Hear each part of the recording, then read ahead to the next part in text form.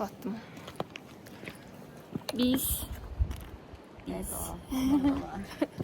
hal-hazırda Babadak kanyonuna doğru gedirik. Hardasa 1 saata yaxın. Oldu ya məncə 1 saat. Şeylə Qaz66 ilə yol gəlmişik. Sonra bilmirəm onu burada dayandıran nə oldu. Dedi ki artıq yox. Artıq piyada. Ona görə 2 kilometr yolumuz qalıb. Piyada gedirik. Şəpidəydim. Sonra gördüm şəpiylik yol deyil. Botlara keçdim.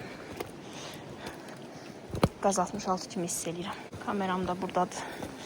Ama yani son yarım saatte eyni mənzərəyə doğru getdiyimiz üçün çəkəsi çox bir şeyim çıxmır.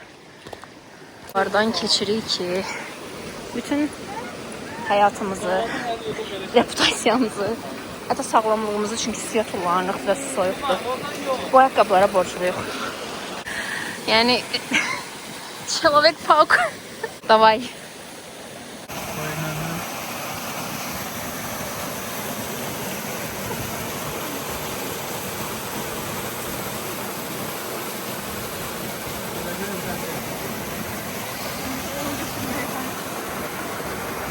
Siz yani yol yoktu da. Yani birleşmişik ki gedə bilərik. Kamerada görünmür bu ne kadar kapalı yollar olduğu. Həqiqətən bura gəlmiş ilk insanlıq kimi hiss edirəm. Amma çox əyləndik. Yəni bu qayaya buralarından tutub əllə dırmaşmışıq. Çok evet. Bura girdim bu suyun içine. Dizimdən yuxarıydı su. Arada dediğim her şeyi geri götürmeliyim. Çünkü çıkarttım hamısını. Çünkü suyuydu. Ve bu dümdüz qayanı şəpi ilə dırmaşmışam. Yani doable.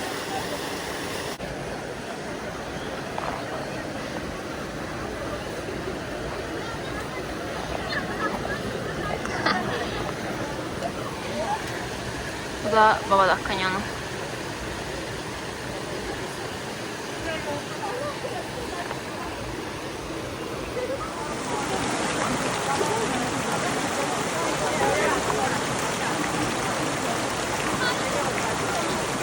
Haykta bir böcek tarafından ziyaret olunuram. Çok özel hissediyorum.